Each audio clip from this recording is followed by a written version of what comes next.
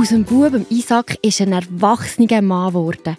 Er hat einen Sohn namens Jakob bekommen. Oder Jakob hat Kinder, nämlich 12 Söhne. 12 Söhne! Wow, das ist eine komplette Fußballmannschaft mit einem Auswechselspieler. Der Josef war der 11. und der Lieblingssohn von Jakob.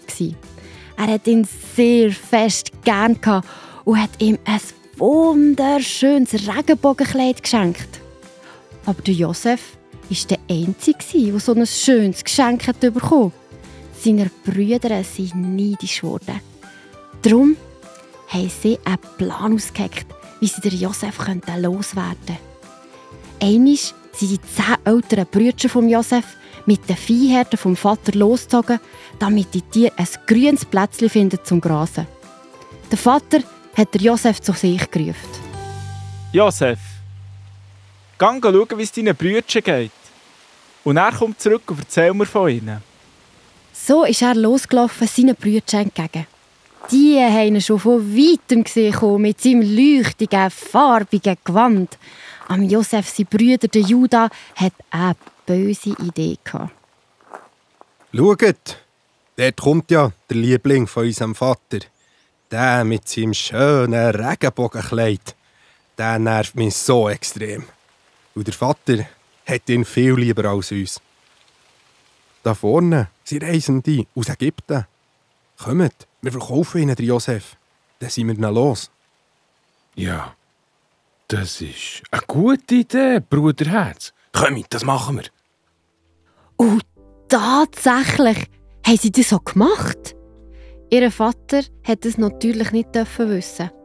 Also haben sie das schöne Regenbogenkleid von Josef verrissen und mit Blut beschmiert. Am Vater sind sie erzählen. Vater, wir haben eine schlechte Nachricht. Wir haben Josef sein Regenbogenkleid gefunden. Völlig verrissen und voll Blut. Wahrscheinlich ist er von einem wilden Tier gefressen worden. Nein! Josef! Mein Sohn! Wie hätte das nur passieren können? Der Jakob war sehr, sehr traurig.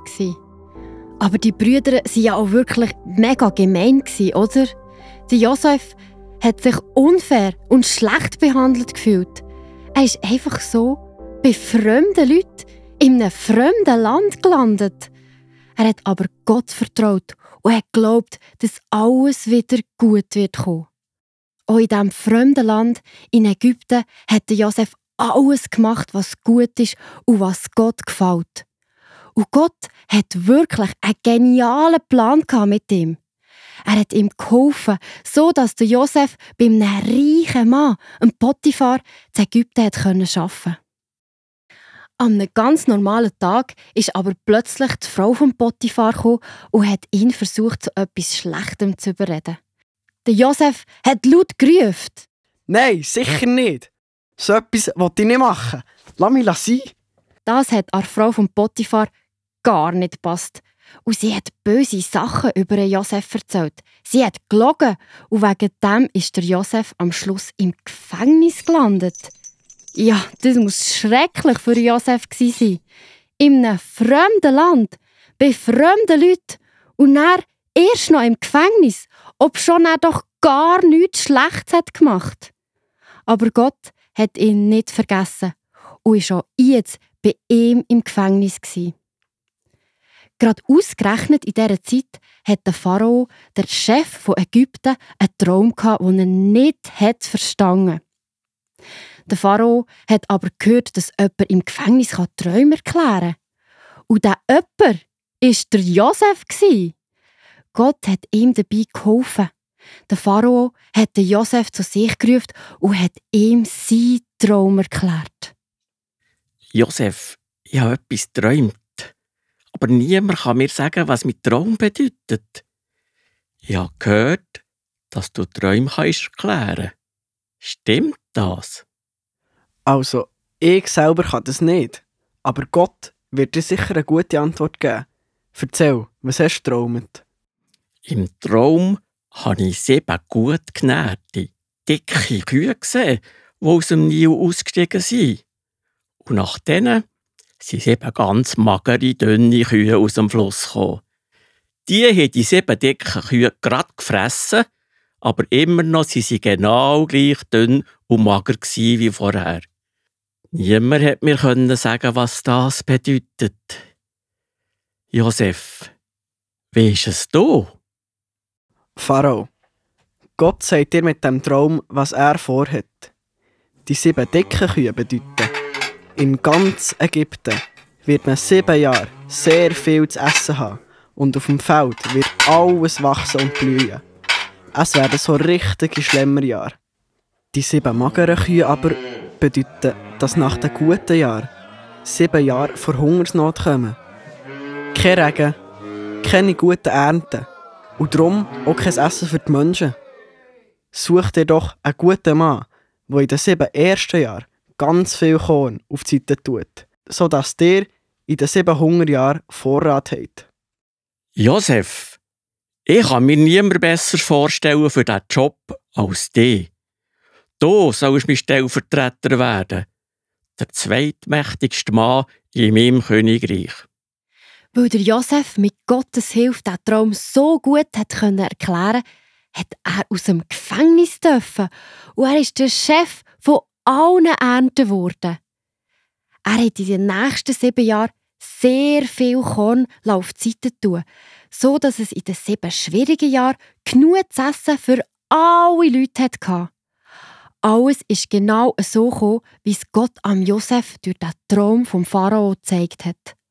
Auch in allen anderen Ländern hatten die Menschen Hunger gehabt. Sogar in dem Land, wo der Josef voran mit seinen 11 Brüdern hat gelebt.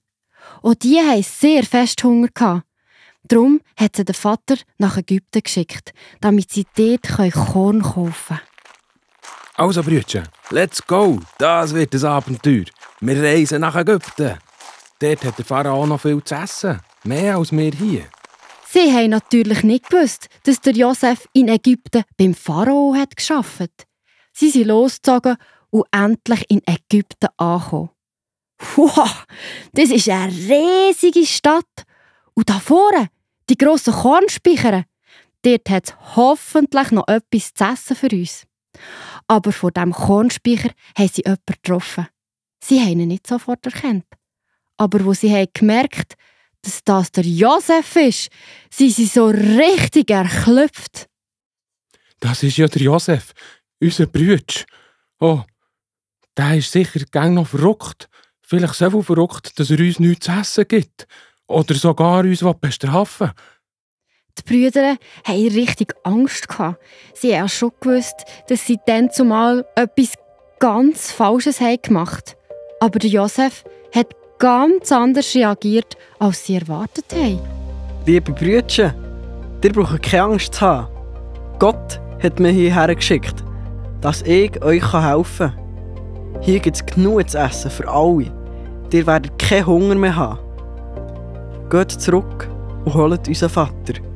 Ihr alle sollt hier bei mir in Ägypten leben. Wow, der Josef war nicht verrückt. Im Gegenteil, er war dankbar, dass Gott ihn nie vergessen hat und dass er jetzt sogar seiner Familie helfen konnte. Seine ganze Familie ist auf Ägypten gezogen und der Josef war sehr glücklich.